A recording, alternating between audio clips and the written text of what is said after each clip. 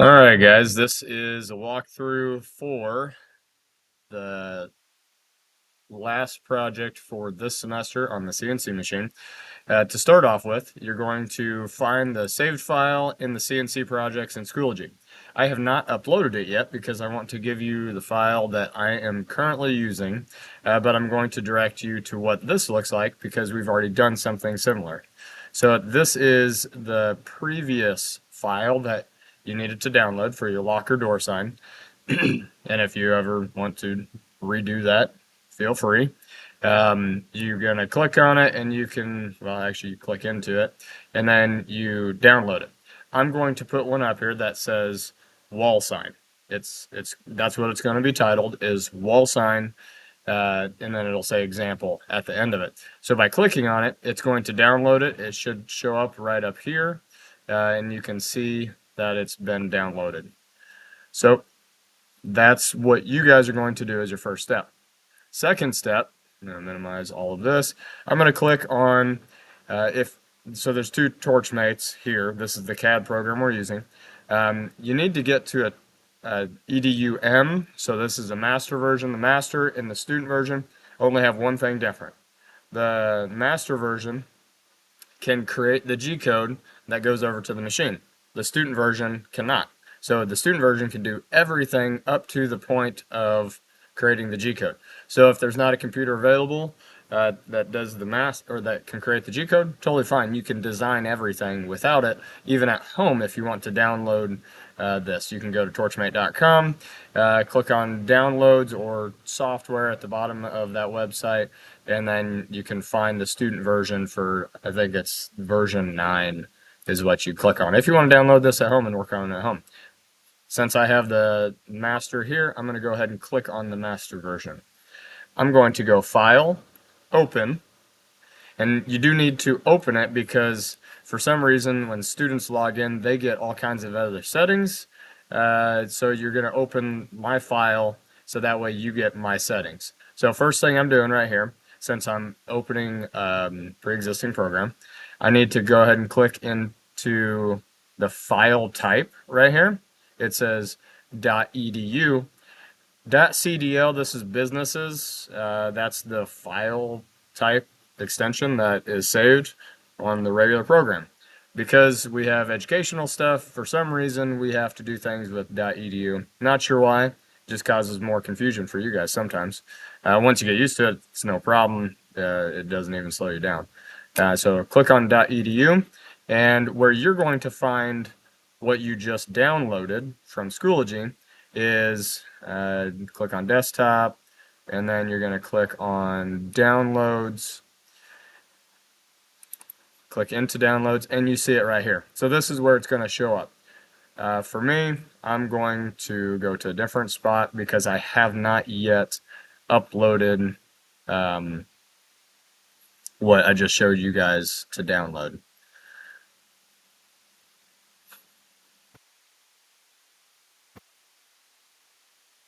And I think I lost what I was going to show you. So that's okay. I'll go and I'll start with,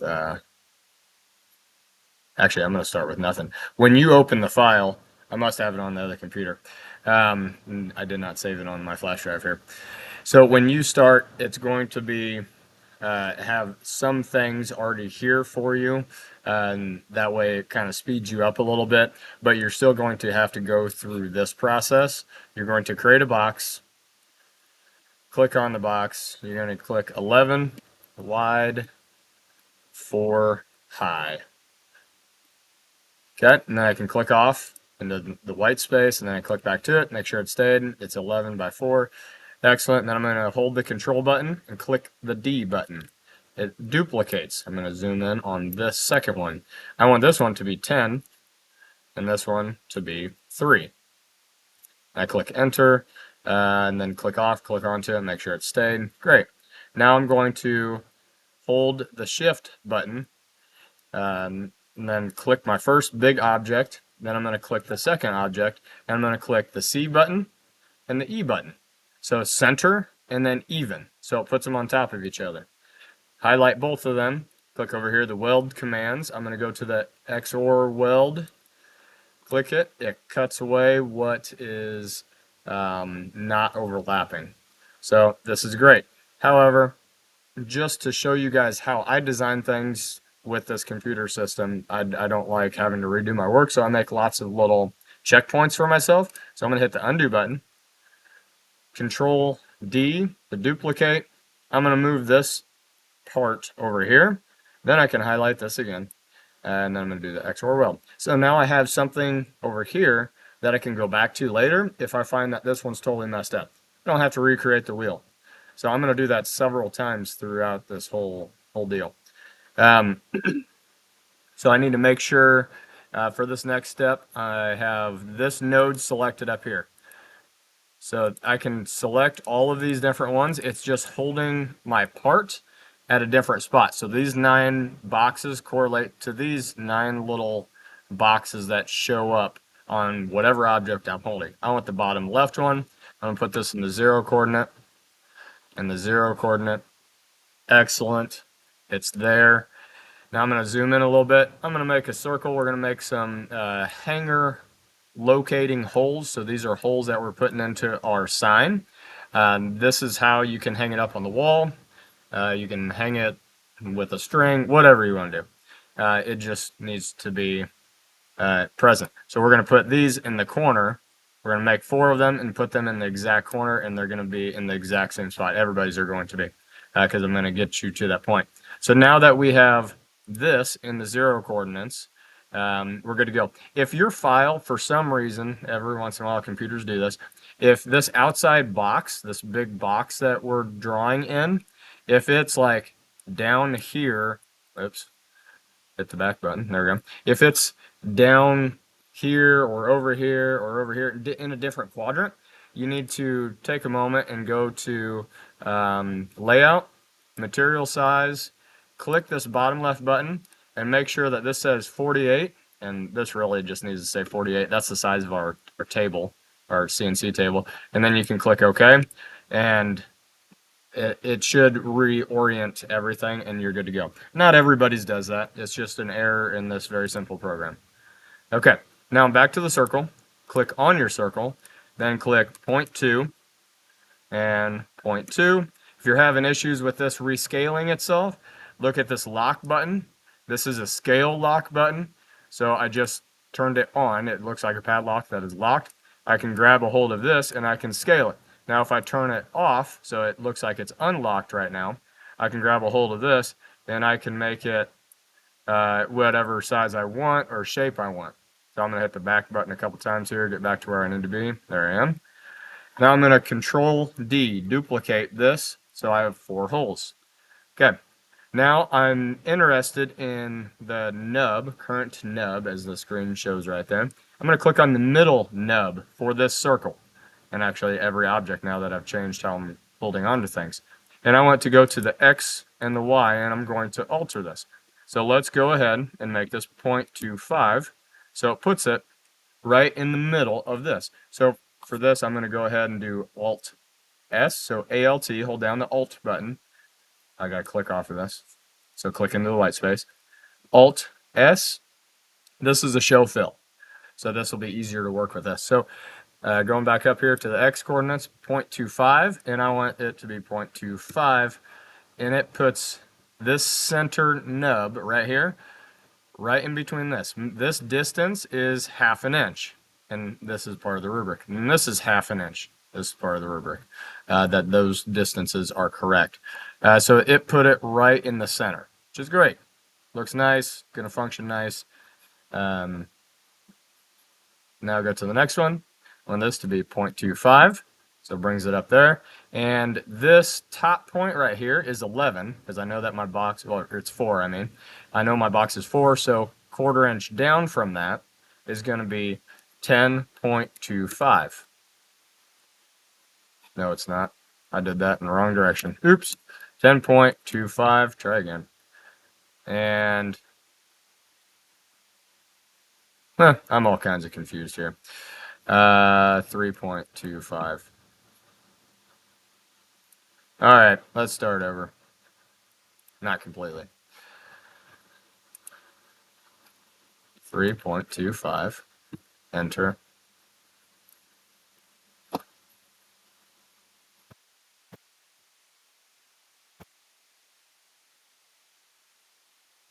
.75. There we go. Now I got my head on straight. So let me go ahead and highlight that since I just took you guys on a wild goose chase. The center nub here is going to be 0.25 and 3.75. So that is my center nub. Sorry, I just went on a wild goose chase of X and Y coordinates.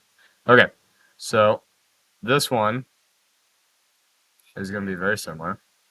3.75 puts it in the middle, and then this needs to be 10.75. There we go. Now I'm on a roll. 10.75, and this is 0.25. All right, so Y coordinate up and down, X coordinate left and right. Took me a minute. I got it figured out. I know you guys will be so proud of me. So I'm going to go ahead and do one of these little save checkpoints here. So I highlighted all my work. I'm going to do Control D and put it over here. And you know what I have failed to do to this point is I have failed to save this. So I'm going to go File, Save As. If you have a flash drive, which you need one, I'm going to save it to the flash drive. I have a flash drive. If you don't have a flash drive, you're going to save it to the desktop, and then you can upload it to Google Drive so that way you don't lose it. If you don't upload it to Google Drive, just pretend that everything that you just did was a waste of time because you're probably not going to get it back. So I'm going to save it to my flash drive. This flash drive I have is painted pink, so it's titled pink. I'm going to type in here wall sign example. I'm going to have you guys put your name there instead of example. And then I click save. Okay, now I'm back to it. I'm going to highlight everything, click the XOR weld. Yep, it's giving me a warning sign. I click through that, and look at that. I got nice little locating holes so I can hang this thing up on the wall. We're almost done, believe it or not. I'm going to make this say my name. Okay, and then I drag it on down. This is unlocked, so I can shapeshift this a little bit differently. You want to make sure that you got at least 0.2 in between the edge and here. And you probably don't want to do more than like 6 or 7 letters. So whatever you're doing, just make sure that you don't go too crazy because your letters can't be that skinny and small. So this is simply it. We're getting more experience with designing things, and we're going to finish the back of this and do some powder coating. So you guys are going to learn how to powder coat with this. So that's the goal of this one. This sign is not overly complicated. Feel free to put whatever you want onto it. It needs to be school appropriate. And do something that's actually useful that you want to keep. So I'm going to do a basic weld here. My object is now done. I'm going to click on the bottom left node now that I am done designing this. I'm going to click my save button one more time. This is the save. It's a floppy disk, believe it or not. Look it up. You can find out what those are. And then I'm going to go up here with my object selected. I'm going to go up here to create toolpath. I'm going to do an online toolpath. Please pay attention to these directions. This is where people mess it up. This is the most important thing of this entire construction. Feed rate needs to be 100. And then I go to lead in, lead out. We do not want to lead in or lead out for this. I find that the machine has less issues, which means your project's easier if you do it how I'm doing it right now. So adjust start point, click middle of longest segment right there, click OK. And now I can separate this. I could see this little haze around it. I grabbed a hold of it and moved it. Now, if your computer's not allowing you to do that, here's another option. You click on this button right here that says Show Toolpaths Only. And then everything but the toolpath you just created disappears. So now I can come down here, put this in the 0 coordinates, 0 coordinates. However, some people still have problems because your computer, for some reason, doesn't have these toolpaths. So if that's the case, go up here to View, and you're going to go Show Toolpaths Only. You turn that on. or you turn it off. So it's turned off right now. I just turned it off. Show toolpath only. So I click it, shows toolpath, and then I can click on it and do the 0 and 0 coordinate. Now I'm going to next step on this is where you have to be on the machine or the Torchmate EDUM, the master version.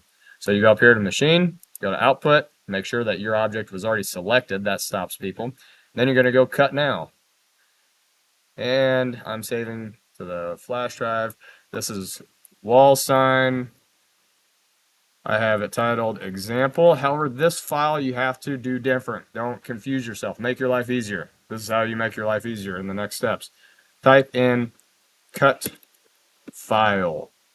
If you type cut file here, the same exact name, just with cut file added to it, you're going to make your life so much easier because now you know exactly what to load on the CNC machine. If you don't type cut file, you have no clue what to load. You're going to try loading the wrong file over there. It's going to crash the computer. You're going to get embarrassed. You're going to have to come ask me to fix it. And I'm going to ask you, did you load it as a cut file or the actual file? You're going to be like, no, I didn't follow the directions. I'm going to be like, shame. Maybe. Something like that. Anyways, click and save. Okay, it is now saved to the flash drive. I'm going to click save here. I'm going to double check my flash drive just to make sure that it is indeed where I left it. Wall sign, example, it makes it backup. BAK is backup. And then here's my .gm. The GM is the only file that CNC computer can make. Okay, I'm going to go ahead and exit out of that. And now you are good to go at the other at the CNC, so you can follow up with the video on how to complete that. Happy cutting.